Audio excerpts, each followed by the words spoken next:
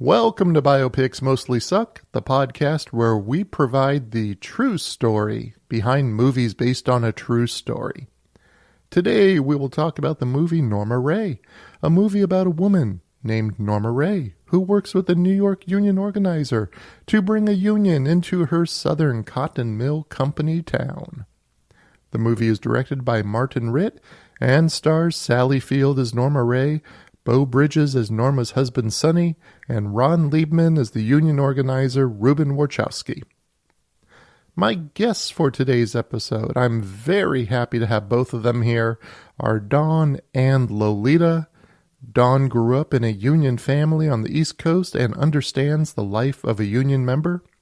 Lolita is a union organizer and is full of information that can lift the mysteries of how unions work and how people organize a union to come into their place of business. Lolita is also a founder of the not-for-profit organization Crossing Guardians, an organization that works to save and improve the lives of abused, neglected, and homeless animals suffering and struggling to survive along the California-Mexico border. They are an organization that is doing much-needed work. Please take a moment to take a look at their website at crossingguardians.org and see what you can do to make a donation or to foster an animal.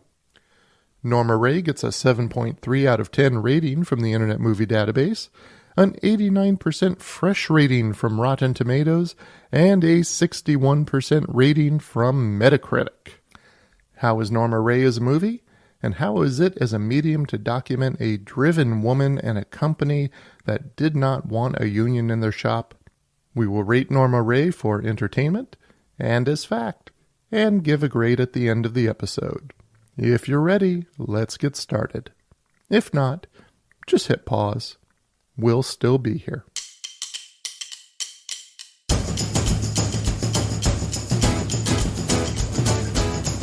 I love her. Union rep, man. I'm telling you. One of these days. So I just want to confirm, okay to refer to you as a business agent? Yeah. Maybe people will probably understand better if you say union rep for a union organization.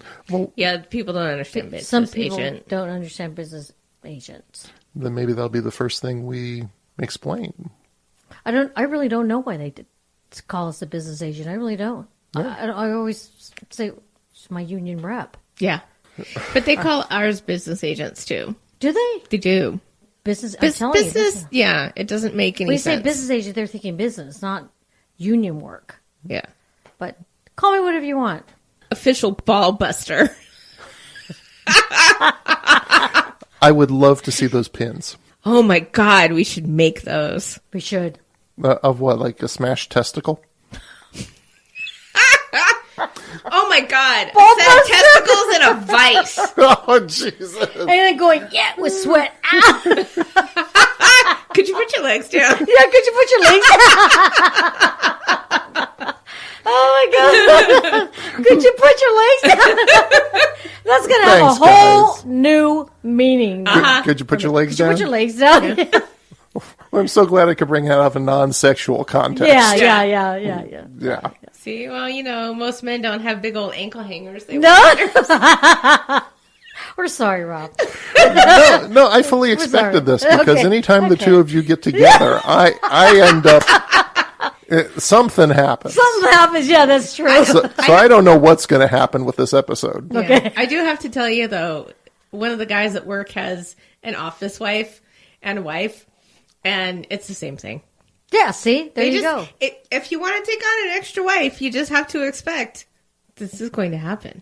And, yeah, I was giving Dawn a hard time earlier today, and she said, hey, I'm cooking dinner for your wife. I love it. I love you. I love you, Dawn. I love you, too.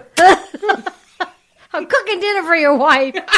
That's right. Leave her alone. Right? And we should bring everyone else into the joke because Lolita here is my office wife of how many years? How long have we known each other? 98, isn't it? 97? When did you start? 96? Yeah, but we didn't really get to know each other about 98. We didn't know each other. Yeah, that's a long time. Yeah. Because we worked at an office for a healthcare agency. And how long were you there before you left to become a business agent? 8 years. 8 years. Wow. Wow. And so, and a business agent is your title for a union. Union. Mm-hmm. Union being a representative for workers at a company. That's right. Just getting the basic definitions out of there, because what are we down to on union membership in today's age? Ooh, not many. Not compared to many, many years ago. We're just losing membership left and right. Is it 10%? Because that was the last I heard. It's less? It's a little bit more now. More than 10? Yeah. You mean it's grown? It's grown. No I think kidding. it's at about like 11, 12%. And this is 11, 12% of the working population in the United Population, right. Of just the United States. Just the United States. That are represented by a union. Mm-hmm. And at the time the movie we're going to talk about today, Norma Rae, came out, that number was at 21%. Wow. And this movie came out in 1979. Yeah. 1979. And then fucking Reagan came in and decimated the whole thing. Of course he did. He started with The air traffic controller. The air traffic controller. 12,000 air traffic controllers who were striking, and he fired them. Yep. Which really which is ironic because he was in charge of the Screen Actors Guild for 7 years as the president. Weird. Yeah. Mm-hmm. Yeah. Because Well, he was arguing even then that it was communism to have unions, but no one, I don't think, called him out on it. No. No, they elected him governor of California. And then president. And then president twice. Uh-huh. And Norma Rae presents a story of a woman who fights to get a union into her cotton mill plant. We're going to go into more detail on this. But there are a number of things that I think if someone's not familiar with a union and they watch this movie, they're going to question whether these things happen. Things such as the difficulty of just handing out leaflets. And you can let me know if you've experienced these things. Have you experienced this? Because you organize too, right? Yes. Okay. So what is organizing like? Is it a lot like what's shown in the movie with Ruben coming into town and trying to get a union in? You get a lot of pushback. But how do you initially as an organizer get brought in? Well, believe it or not, 2 ways. One, they'll contact our office. Mm-hmm. Or 2, I'll get a lead from just talking in different conversations. Like someone will start complaining about their environment and I'll say, oh, who do you work for? And then from that conversation, it leads to other conversations, particularly trying to unionize, to organize them. And it's hard. I will tell you this. It's not easy. I think everybody knows it's hard to organize people from working for Walmart, right?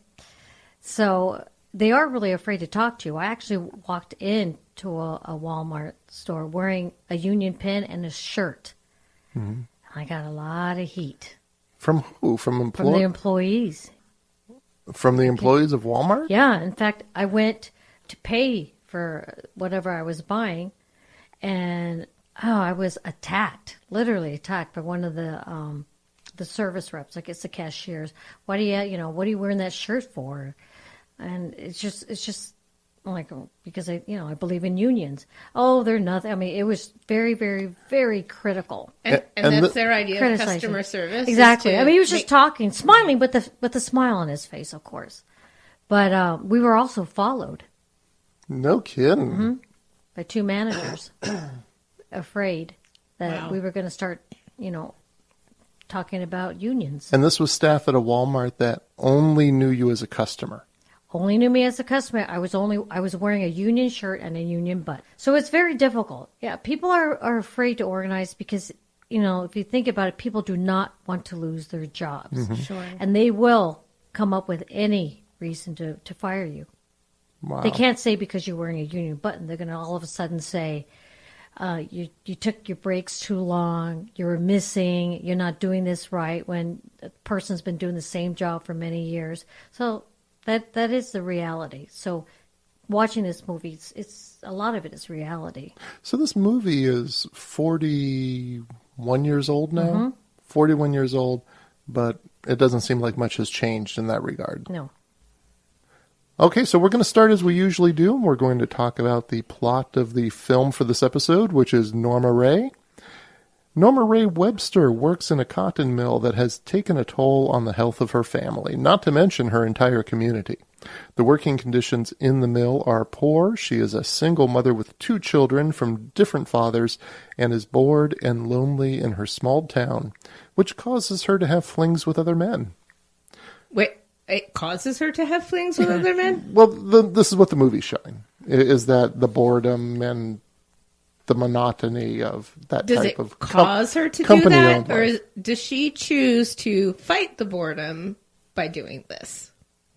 Let's honor her autonomy. Okay. Well, I was going to ask, where do you see a difference between the two? Because do you think she would have had flings with other men if she was feeling fulfilled in what she was doing and the life she was living? Is that what she called them? They don't cause her to do that. She doesn't get bored and be held down by the boredom and get forced to give a guy a blowjob because she's bored. She makes choices to pass her time in ways that include having sex with men in the community. But it doesn't cause her to do that. Causing implies that she's been made to do it by that. Ah, I see where you're coming She's from. not being coerced into doing it. It was her choice to do it. Yeah. But it's always said about teenagers in small towns, what choices do they have for entertainment? Right, but that's not the same as cause. It's caused because you live in a small town where there's no fucking thing to do.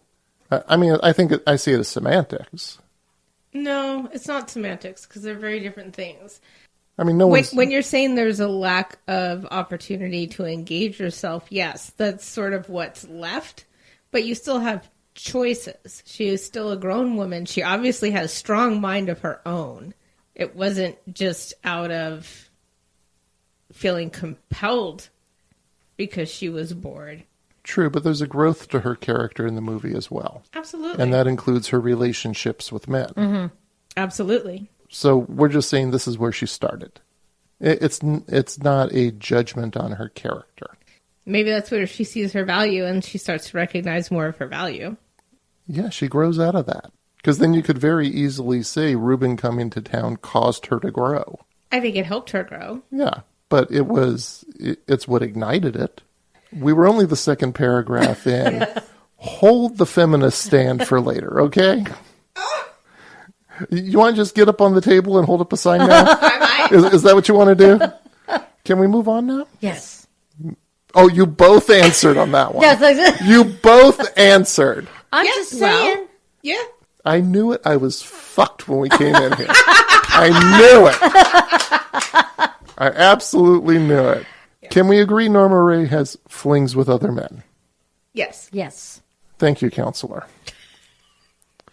Did I mention she speaks her mind? She does, and she calls out the poor working conditions to management at the mill, which seems like a daily exhausting struggle of rolling a rock up a hill. Management tries to silence Norma by making her a spot checker, a role where she is responsible for making sure other workers are filling their work quotas. She makes more money in that role, but when her friends in the mill turn on her, including her father, and call her a fink, she demands to be fired. She is instead demoted to the back of the line. But you know why they made her the spot check, right? Just to shut her up. She then meets 2 men who fill very different needs. The first is a former co-worker, Sonny Webster, played by Beau Bridges. He asks her out after causing trouble for her in the mill. Norma is lonely, and Sonny is a good enough man that when he proposes marriage, she accepts. I think it shows her pragmatism. She's, he says, I have these things, you have these things. It seems like it would be a decent partnership, in essence, is what he says. There are limited opportunities there. It would make her life probably a little easier, in theory. It seems like a very practical thing that she does there. Very. What do you think? I don't even think she loved him. I don't think so either. I think she married him because, again, it was practical. The other man is a union organizer from New York City, Reuben Wachowski, played by Ron Liebman, which I have to say, before I saw this movie, at your instigation, because I had never seen Norma Rae before. Can you believe that? Are you serious? Yes. I did not know that. No. It's a little shocking, isn't it? Like a lot of people, I just knew the scene where she holds up the sign that says Yeah. Union. I had never seen it. So I had only known Ron Liebman from Zorro the Gay Blade He was on that one? and Archer. Okay. Yeah. Archer, yeah. He played... Oh, you know Archer? Yeah. You're a fan of Archer? No, I know that, but I'm Okay. not a fan of it, no. Okay. But I've seen him in that, but I forgot that he played Wachowski. Yes. Believe it or not, because I saw the movie a long time ago. When I saw him, I went, "Oh my God, you're right. Ron Liebman plays him." She listens to Reuben give a speech, and she joins his effort to unionize the mill. Sonny becomes angry that Norma is not spending enough time at home. Norma becomes more encouraged to unionize the mill when her father dies of a heart attack on the job after being required to wait for his break. He was having the heart attack 15 minutes before his break, and the manager told him he had to wait. Yeah. And then he went face first into a basket of spindles. Management retaliates against the organization efforts, first by rearranging shifts so workers are doing more work with less pay. Have you seen this happen before? When organizing? No. No, that one? No. Okay. And then by posting racially inflamed flyers in hope of dividing white and black voters and diluting the momentum. Have you experienced that one? No. We're Although cha- that really bothered me because it is true. But it bothered me. Well, I would imagine you see tactics like that depends on the local community and culture and what they know is going to incite people Right. and divide people. Right. Wachowski wants Norma to copy the racist flyer word for word in order to use it as evidence for government sanctions against the mill. Management tries to prevent Norma from copying it and then fires her for creating a disturbance. The police are called to remove her from the plant. This is when Norma goes back to her workstation, grabs a piece of cardboard, and writes the word union in all capital letters. She stands on her work table and slowly spins around so everyone can see the sign. One by one, her co-workers stop their machines, creating silence in the mill. And that was the iconic moment in the movie. Yeah, if you know nothing else about this Exactly. movie, you've seen that still of Sally Field, or they always show that clip on Academy Awards. Yeah. Every Academy Awards they show It was it. powerful. It's a powerful statement without saying anything. It's incredibly powerful. One of my places of employment, we tried to bring in a union, and we failed. One of the things that they did was start promoting people into salaried positions. Of course. Because that lessens the voter bank. Yeah. Of course. And then the other thing they did was they went after the single moms and threatened to fire them. Oh, wow. And they said in a meeting, we're doing things that are illegal. We don't care. Go for it.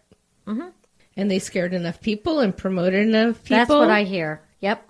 The promotion to get him into a salaried position. Oh, yeah. And people are going to take it. Of course. After Norma stands on her work table and holds the sign, she is dragged to jail but freed on bail by Reuben. When she gets home, she has a talk with her children about their lineage to head off anything that may be said in town or by the press. The tension at home with Sonny increases. When the union vote is held, the workers of the mill vote to unionize by a difference of 100 votes. Reuben shakes hands with Norma and heads back to New York City.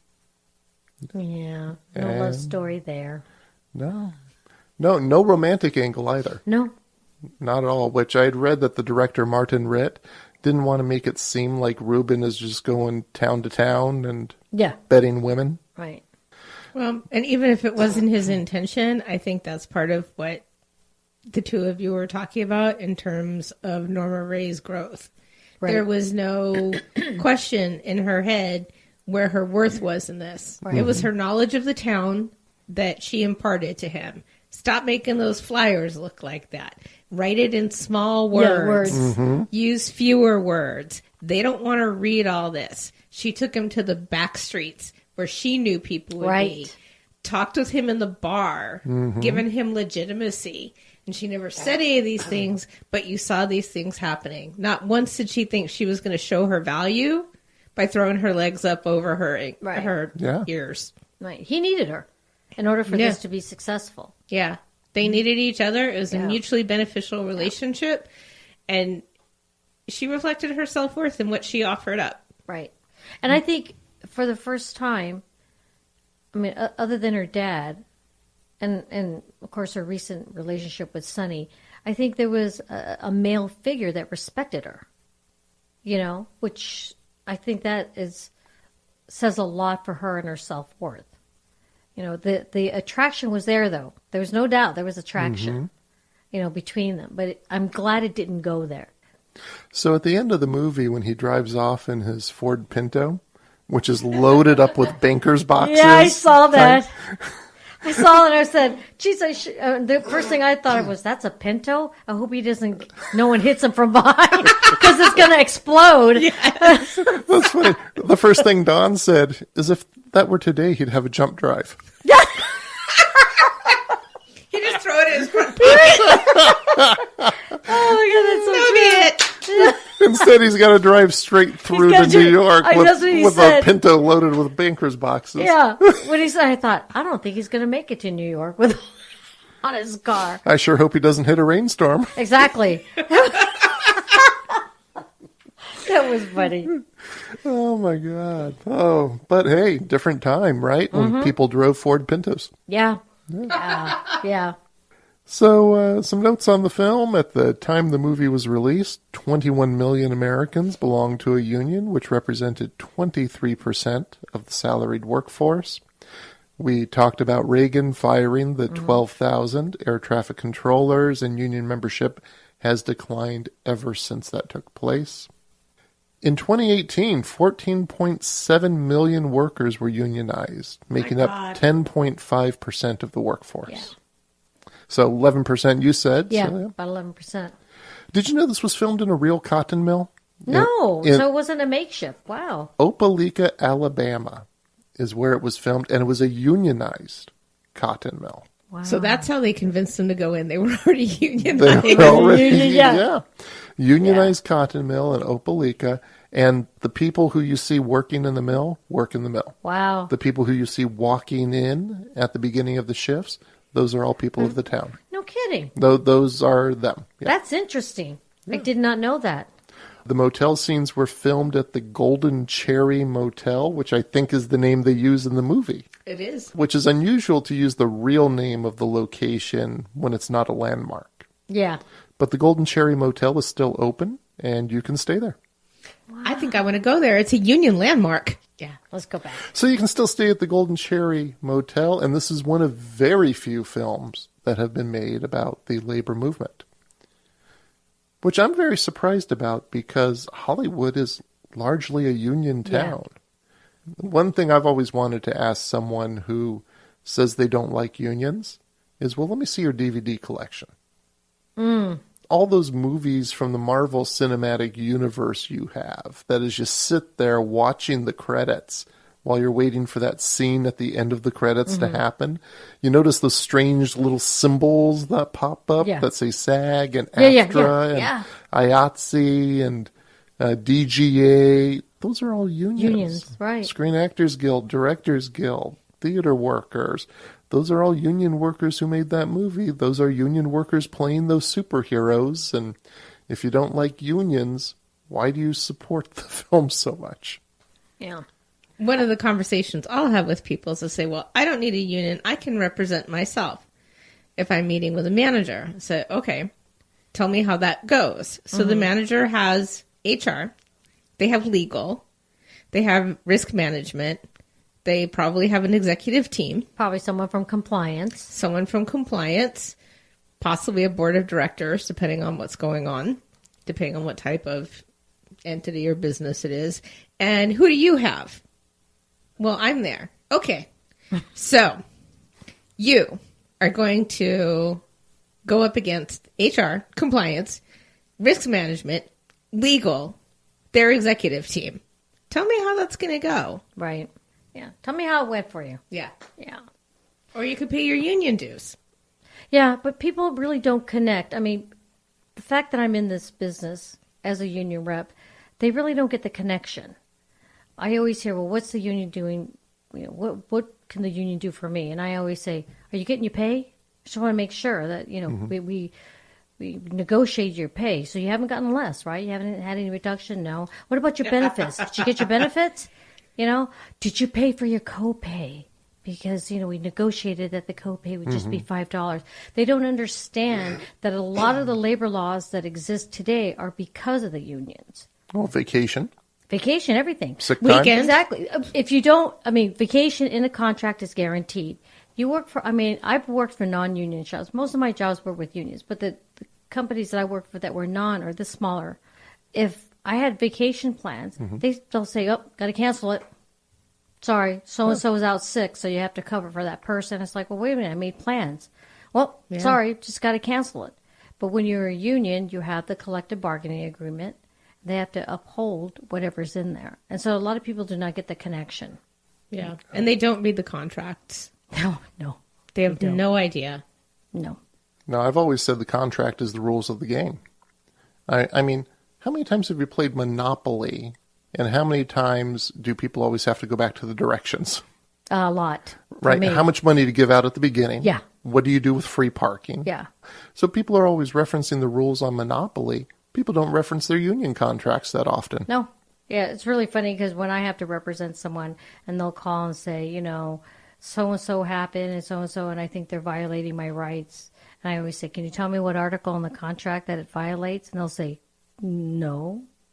And I said, well, have you looked at the contract? No. So how do you know your rights are being violated in the contract if you don't, if you haven't picked it up and read it? And then they say, well, that's what I pay my union dues for. That's why you're here. That's why you're here. Yes. But we can't be everywhere. We're not omnipresent. This is why you have the contract. Read it. Educate yourself so you know what your rights are. Yeah. And Dawn, your experience with the unions, you grew up in a union family, right? I did. A lot of my family members were in unions. Woo! Woohoo! Yeah. I joke. It's not really quite obviously this deep, but I would joke, everyone, including the paperboy in the neighborhood, That's funny. was unionized because, I grew up in the 70s and I grew up back east. So everybody was unionized. The guys who drove the trucks to deliver the newspapers so that everyone had a New York Times in their dispenser or at the local candy store or where you got your egg cream. Those guys were unionized. The Coca-Cola drivers were unionized. The guys who were Ma Bell were unionized, right? People in my family were unionized. There were good benefits. Yeah. Good pay. You could have a dignified lifestyle. You didn't have a lot of what you wanted necessarily, but the things that you needed, basic needs, and some extra that let you live a middle-class life were there. Because whether the company valued you truly or not, they valued you via the negotiation into the contract, and people were paid a living wage. A living wage, what's that nowadays? That's when you have 3 jobs in order to keep a roof over your head, right? Yes, and you drive Uber or Lyft or Postmates between going one job to the next. Right.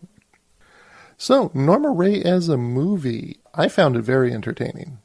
I loved it. I love Sally Field in just about anything she's in. Right. She's a favorite of mine. You see how much he smiles when he says Sally Field? Hey, come on. I was 10 and Smokey and the Bandit, That was it for me. Yeah. By the way, did you know Smokey and the Bandit came out just a few days after Star Wars? No. Same week. Same week. Kidding. Star Wars came out on a Wednesday. Smokey and the Bandit came out on the Friday. No, I didn't know that. And I saw both of those in the theater. I remember my dad taking us to see Smokey and the Bandit, and that was it. Sally Which one Field. did you like better? Sally, the one with Sally. Well, they serve different needs. Oh, okay. You're making me laugh. Sorry. So, no, I found Norma Rae to be very entertaining, and yeah, I thought it was very, very well done. I agree. I really enjoyed the movie. Again, I saw it recently because I saw it a long time ago, and I thought, I forgot how much I really enjoy this movie. And now I'm looking at it from a different perspective, now that I'm actually a union rep. Yes. I look at it, I'm smiling because I'm like, oh, yeah, that really happens. Oh, yeah, that's how people are. They'll, if you're going to try to, they're going to act like they don't know you. They don't want to have anything to do with you because they don't want to be associated with you. So a lot of that things that they were showing were true on how people behaved. So I found the movie to be very, very, very good, very interesting in a different perspective. Good. And Dawn, your thoughts on the movie? I loved it. I just love this movie. It's entertaining. I think it gives good bullet points of what it looks like to bring in a union. It doesn't really show necessarily how arduous it can be and what a long time, what years that it can take, or the process of slowly bringing in person after person and getting those cards signed. Oh, yeah, let's talk about the cards. So when someone signs a card, that moment in the hotel room where he says, sign the card, and she signs it. So what are the implications when someone signs that card? They're agreeing to organize.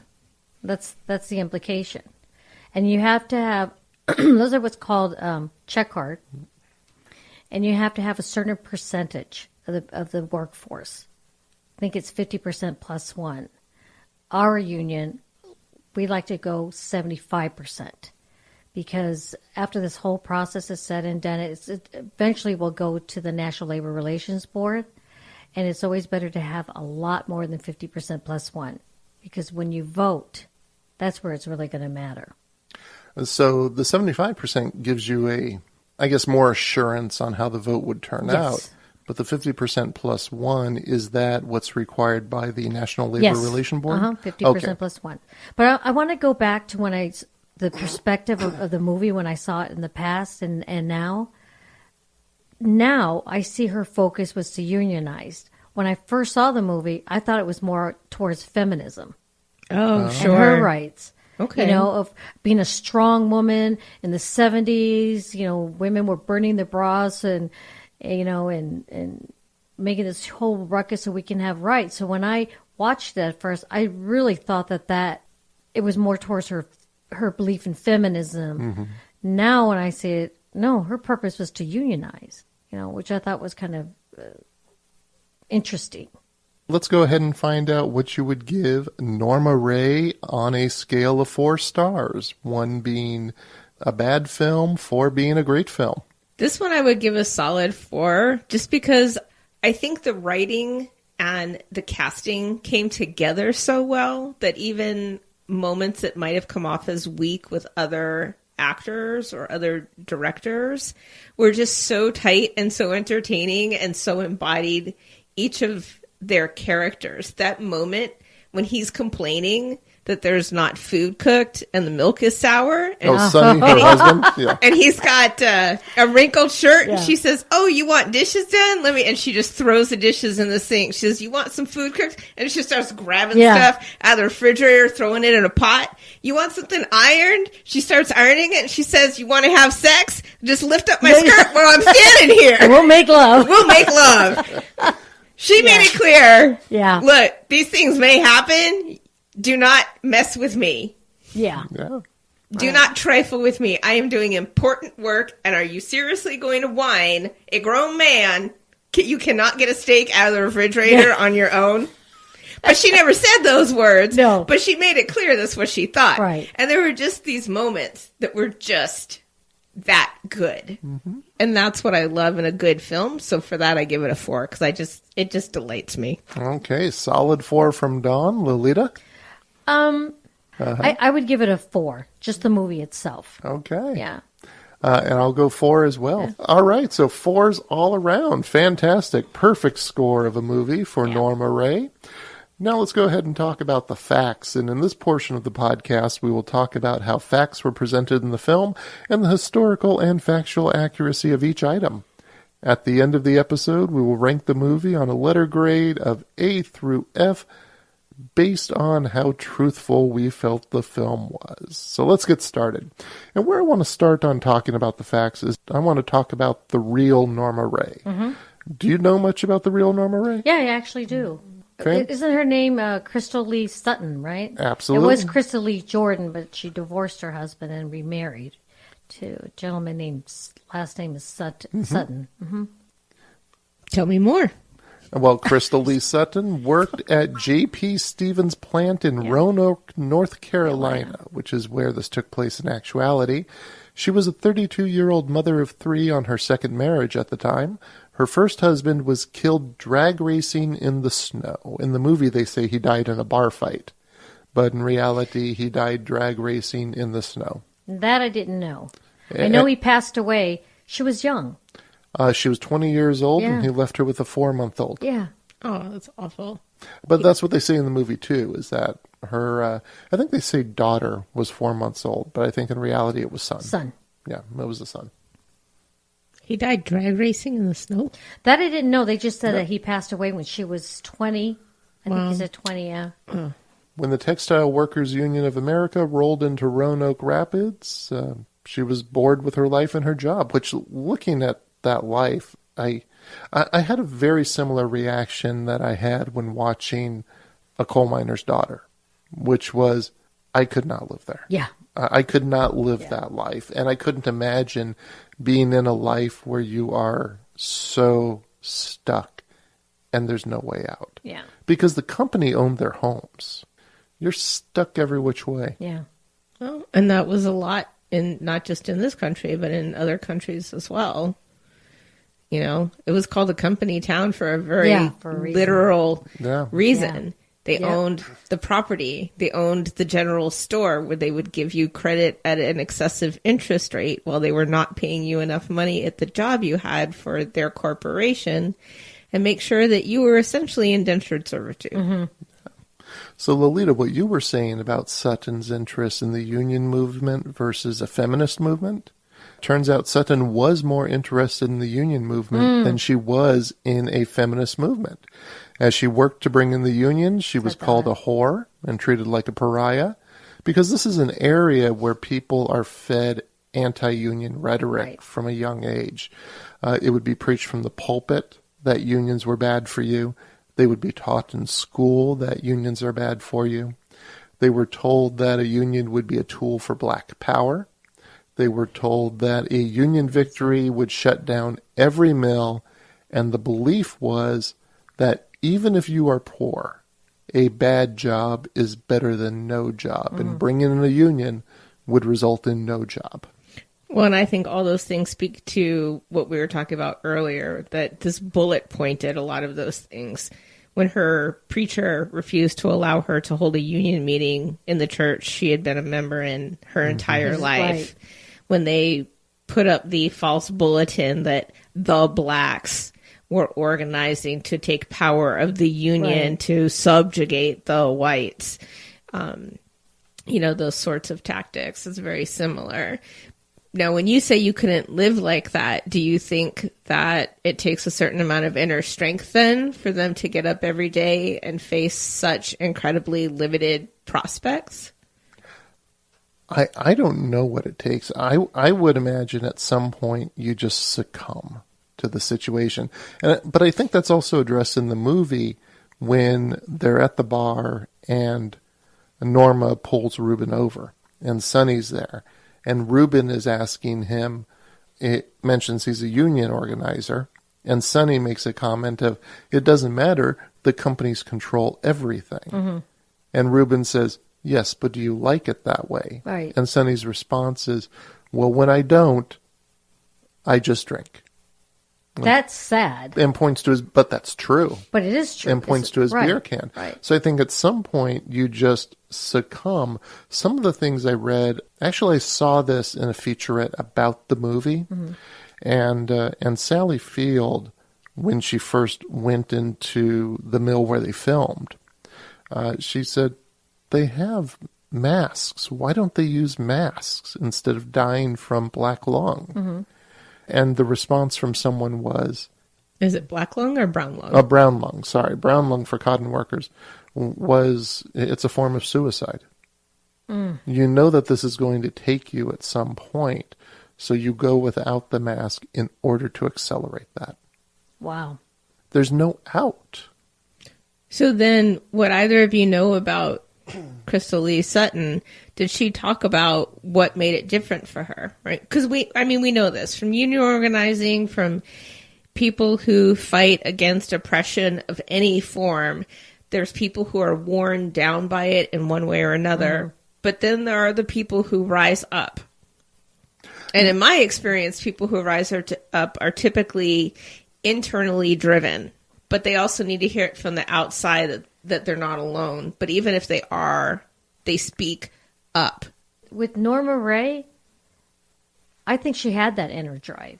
That's what organizers look for. You know, when you're an organizer, you do look for certain people that you know can drive what you need to get out. Because you do need those point people. And I think he saw the inner drive. Do I think she had it? She had to have something in her to drive her to want to organize. If she wasn't the only one. They show her saying to other people, you need to speak up for that. You need to say something about that. She was trying, but she was a singular person. She needed the union organizer to come in to bring all those other things to fruition.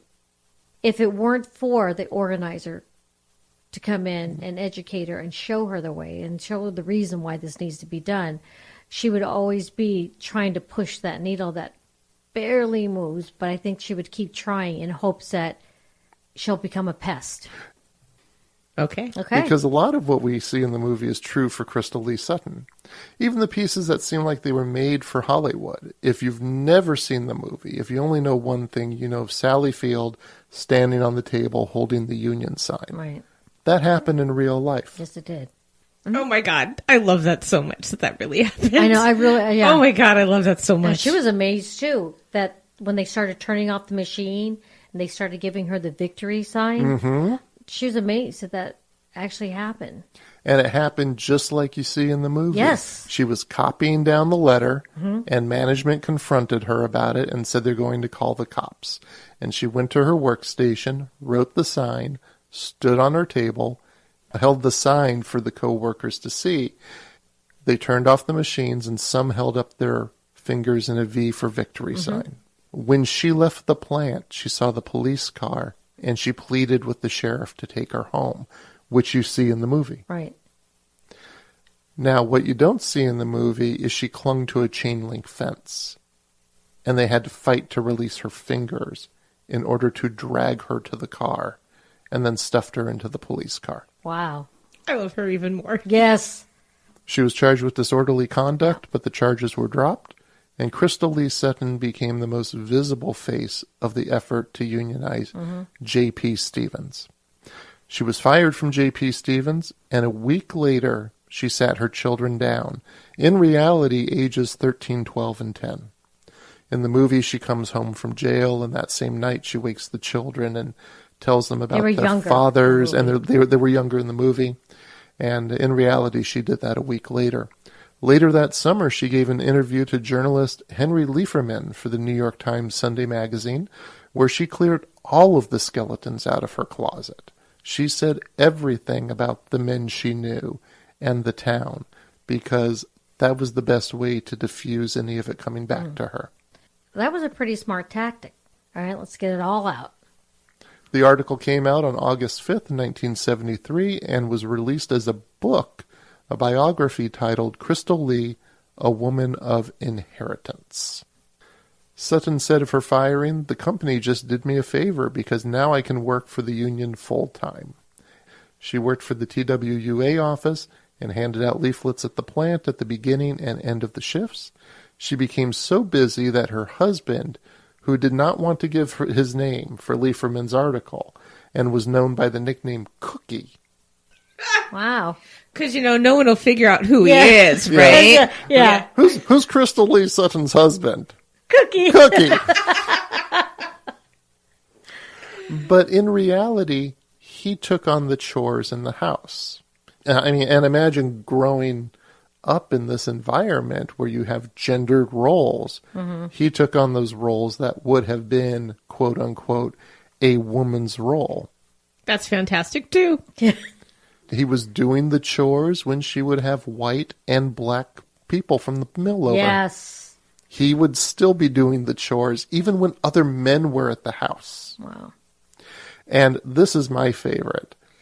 when the editor for Ms. Magazine, Gloria Steinem, created a television program for PBS called Woman Alive, Sutton was interviewed in the premiere episode. She was interviewed sitting at her kitchen table with her husband in the background doing the dishes. Now, do you think Gloria Steinem did that on purpose to enhance the women's movement?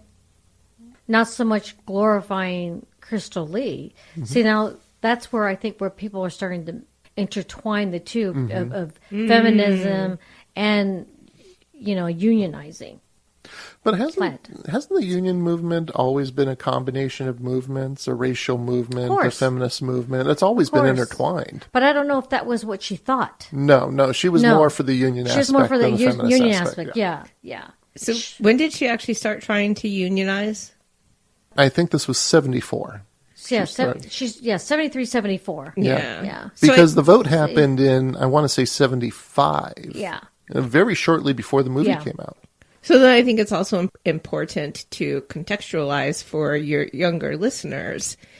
In the South, the Civil Rights Act had only passed 10 years before. Mm-hmm. Mm-hmm. So these were communities that were still having to adjust to the fact that they were no longer allowed to hang signs that said white only, colored only, refuse service to people based on their skin color. That is such an act of defiance in and of itself, to have union meetings in their home where he's taking on these non-traditional gender roles, having people from different racial backgrounds in the home being under welcoming, one roof, being welcoming to a Yankee, a Jewish Yankee. It was, across the country it was an adjustment, but in the South, it was certainly much more of an adjustment, to say the least.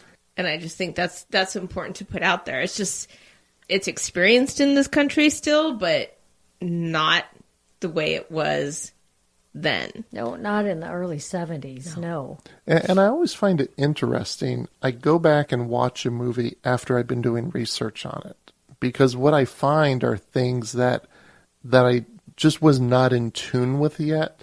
And when I go back and watch Norma Rae now, what catches me, and we're talking about Sonny/Cookie doing the chores, but when Reuben brings her home from the jail, Sonny is doing the dishes. Oh, right. And he said he put the kids to bed. Yes. So that is hinting at this reality here. Yeah. And that's what I find in biopics is once you know the truth, when you watch it, you kind of view it through a different lens. Right. Either good or bad. You go, oh, that absolutely didn't happen. Or you go, oh, this relatively minor thing here is alluding to something much larger. Exactly. Which I think this is when he's doing the dishes, when Reuben brings her home, is that we know the reality now. Right. He took on those roles. He did those things while she was doing this work. Yeah. Well, she got her job back, right? Yes. And then she actually got back pay. $13,000, I think it was. And she went back for 2 days just to make a point. Yeah. And then she quit. She quit. Because she was working with the union. She became an organizer. And she worked for them for, I think, 10 years. But then she ended up filing a grievance against the union. Really? Yeah. She ended up filing a grievance against the union, saying that she was doing 2 jobs but only getting 1 salary. Got it. So then she left. You can't do that. I know. But it was amazing because you hear people from other unions. Like I read someplace where, cannot remember his name. He was the president of SEIU, I think. And he said he had the honor of working with her to try to organize other mills. Yeah, so she was amazing. And this whole movie, she had to fight to get approval rights for some of the context of the scripts. And she also had to fight to get some money from it. They didn't give her any money for this. This was about her. And in my research, what I usually find is I'll find mentions of things in various sources, which may mention it just a little differently in the next source, but things don't quite add up. For instance, I found that Crystal Lee Sutton advised on the film quite a bit for accuracy, but I also read she wasn't paid. for it. That's probably what it was. And those two pieces didn't quite fit for me. Yeah. Because why would she be an advisor on the film and not be paid? Mm-hmm. Why would she have an interest in doing this if she wasn't making anything out of it? I even found a People magazine article from April of 1979 that said she was anguished by her portrayal in the film and claimed that Sutton was asked to sign a movie release in exchange for a token $1, and she misunderstood it and paid $1. I could find nothing to corroborate that information at all. So what really happened? Well, what I found was a book about the director Martin Ritt. Okay. And it quotes Sally Field as saying that Sutton was paid $25,000 for the rights to her story, but the lawyers talked her out of it. Now, the nice thing about this book is they used a lot of footnotes. And that footnote led me to search for an interview about Crystal Lee Sutton from 1992. So I did a Google search on that. I think this is the first time in doing these episodes I've ever used someone's master thesis as a source. Okay. It led me to a master thesis which gave the information that Sutton was offered $25,000 by the producers to use her story. Okay. She refused it. And the reason she refused it is she felt if she agreed to it, she would lose having script approval. That's where that script approval Now comes in. it becomes less hazy, right? Yeah. Because I found multiple mentions of things, but nothing that tied it together. So That's where that okay. So now let's say Sally Field saying the lawyers talked her out of it. That's very reasonable. Mm-hmm. That could be in this situation, right? Right. That she would have refused it on a lawyer's advice, which is a possibility. When she did this, it's her right to refuse it, right? Right. The producers went to Lieferman, the journalist who had already published the biography about her. She had already given her life story to him. Okay. The producers knew this, and they went to her first. And when she refused... They went to him? They went to him, and they paid him for the right to use her story. But she ended up suing them, didn't she? There's some news she was upset about it. I haven't found anything about a lawsuit. Okay, try to look it up. I will do. They said she sued them, and they settled for $53,000. So look up that figure. Yeah, I will take a look for that. Yeah. And then do the fact check on that. We'll do the fact check on it. Yeah. The other piece I want to talk about is that the movie shows that Sutton was really the only person who was working with union organizer Reuben Warchowski.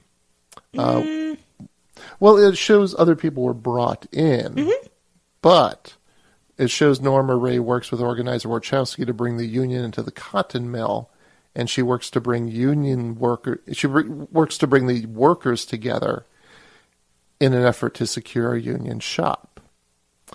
What really happened was we had talked about Sutton's backstory and love affairs and child born out of wedlock. Mm-hmm. She said, I'm not worried about them knowing about the sex and all back then. The thing is, I wanted it to be a movie that was right, about the union, about what we went through. In the movie, they make it look like it's only me that's important, but there were so many others. At the time the movie came out, J.P. Stevens, the real mill Sutton was trying to unionize, had refused to come to the bargaining table for 2 years.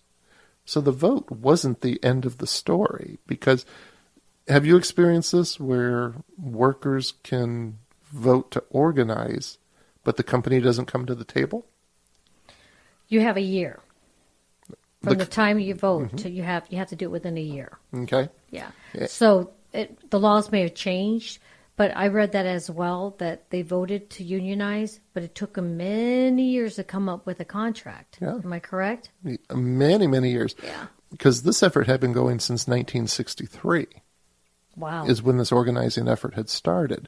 When Norma Rae came out, Sutton went on a tour by the Reverend David Dyson, who spearheaded a boycott of J.P. Stevens, including an event in Los Angeles that Sally Field took part in. The movie Norma Rae helped to put pressure on J.P. Stevens to finally come to the bargaining table. Wow. As you can imagine, it takes more than just one woman to garner the support necessary for workers to vote for a union. But let's start out with who Crystal was really working with. It wasn't a good-looking Jewish guy from New York. No, it wasn't. You know who it was? It was a middle-aged Serbian man from Pennsylvania, right? A 55-year-old former coal miner. But he was Serbian. He was Serbian. Yes, he wasn't Jewish. Serbian, and his name was Eli Zivkovic. Zivkovic, yes. Zivkovic. That's right. At the film's premiere, Crystal referenced the skinny dipping scene. That's in the movie, and said to him, "Isn't it a shame we didn't have that much fun?" Yeah. That didn't happen. No, that didn't happen at all. Eli really did give her a blank notebook titled, "What Did the Company Ever Do for Us?" And Crystal really did bring that into meetings with management to take notes, which they show in the movie. Mm-hmm. J.P. Stevens Corporation was the second largest textile company in the U.S. with 53 plants and 36,000 workers. Wow. So the effort wasn't just on this one plant. Weren't there 7 or 8 plants? It wasn't just J.P. Stevens, right?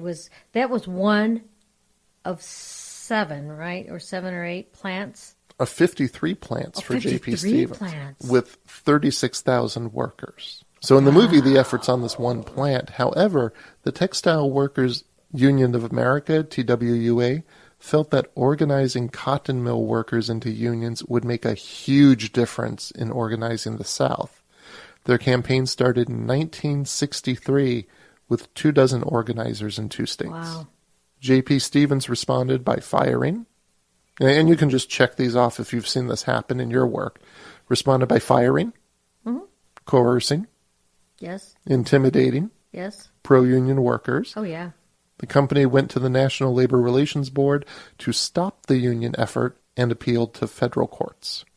Company officials gave speeches and handed out pamphlets that claimed that unionization would cause conflict and terror in the community. Does this still happen today? I would say the intimidation tactics happens today. That's why when we try to organize, we meet off campus. And we always say, bring people that you can trust. Mm-hmm. Because if the word gets out there, sure, they're going to come up with any reason to fire them, to union bust. So that's why, yeah, I do. That's why we have to be very careful when we do it. We never go, there. We always say, let's get a group of people that you can trust. We'll meet at a restaurant. We'll talk about it. So that's how we do it. And with that off-site mention, I wanted to ask you, because in the scene of the vote in the movie, it looks like the vote is being held in the mill. Yeah. Would that be unusual at the time? Like for example, with just recently, right? They were able to vote, come on and at least do the voting.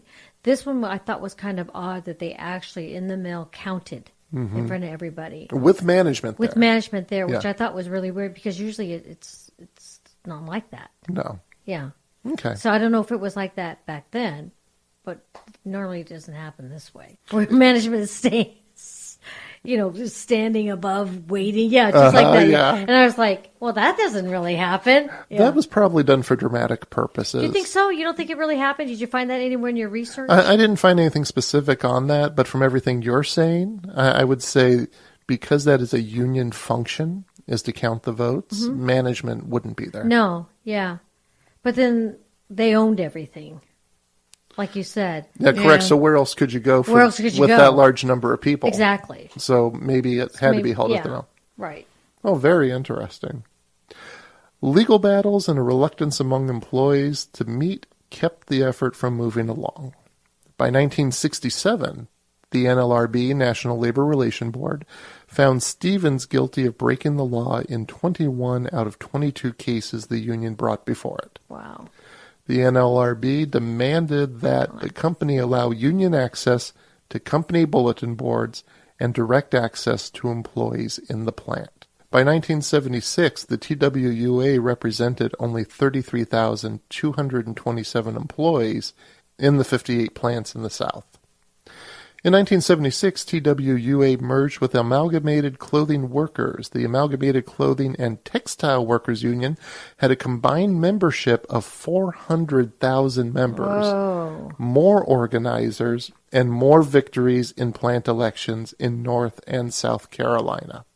Excellent. At this time, the ACTW, as it was now known, decided to launch a national boycott of J.P. Stevens with the slogan, "Don't sleep with J.P. Stevens." That's good. They won That's significant publicity for the first time. The boycott was joined by the United Presbyterian Church and other faith groups, the National Association of the Advancement of Colored People, NAACP, and other civil rights groups, and multiple college campus groups, and it was endorsed by a number of elected officials. So when we talk about the people who have to come together to make an organizing effort be successful, we aren't just talking the workers at the plant. Oh, no. Everybody has to be involved. Yeah. Have you experienced where religious organizations are part of the effort?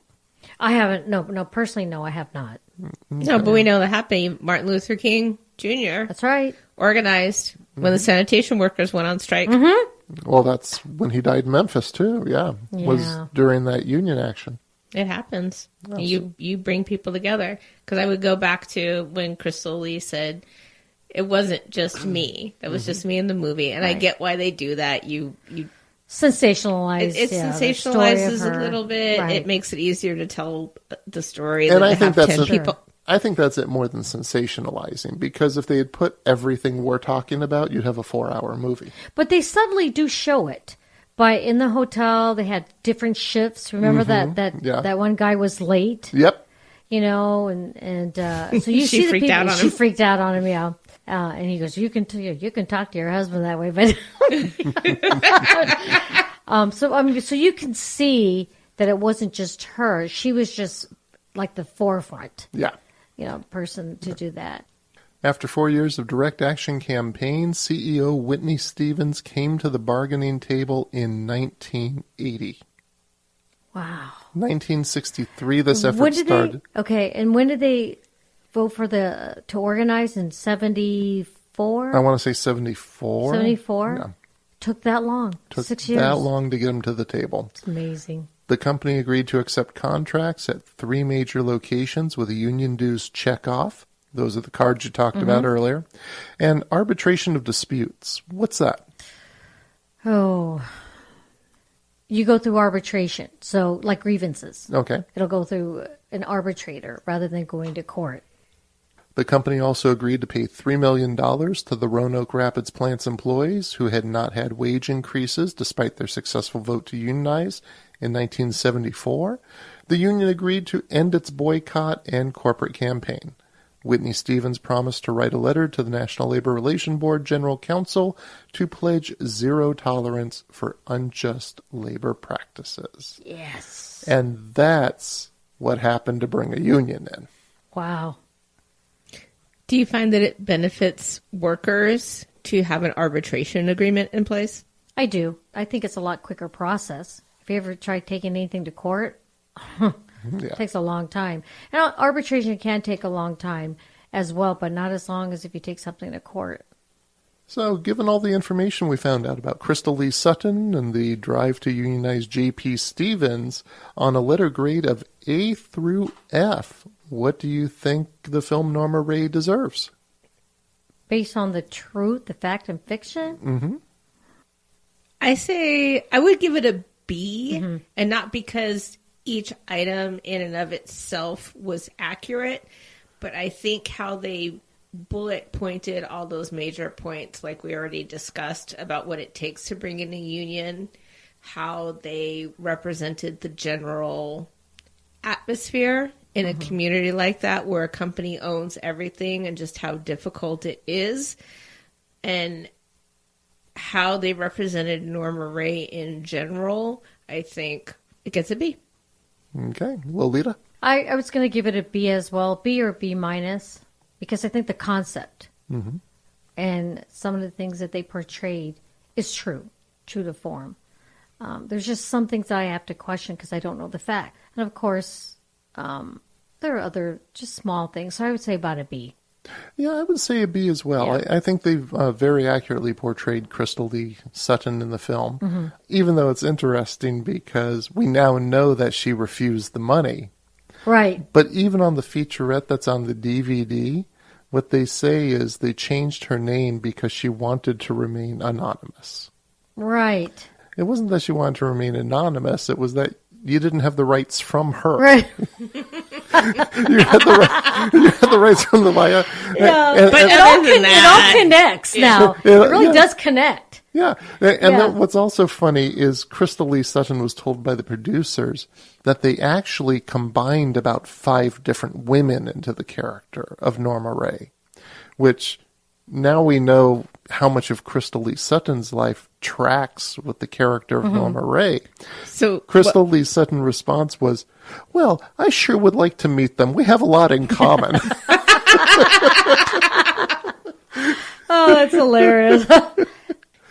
All right. So, Lolita, thank you for your expertise on unions, and thank you for doing this. And Dawn, that was Very amazing. enjoyable. It was amazing. It was so much fun. and Dawn, thank you for doing this as well. Of course. All right. All Take right. care. Now it's time for us to fact check ourselves.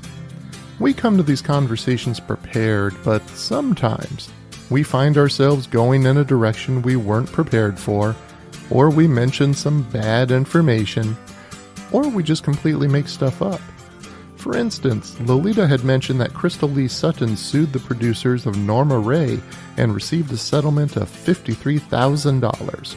She asked me to look a little further into this for when I do the fact check portion of the episode. I did some research and I could not find anything to verify the amount of $53,000, but I did find an obituary from the Los Angeles Times, and it contained this following paragraph.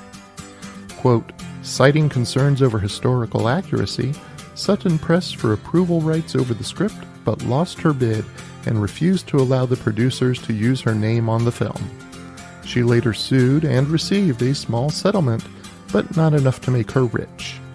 Her husband held 2 jobs, and she worked in various low-wage positions, including as a maid and a security guard, until her health began to deteriorate. Crystal Lee Sutton died from complications of brain cancer on September 11, 2009, in Burlington, North Carolina. She was 68 years old.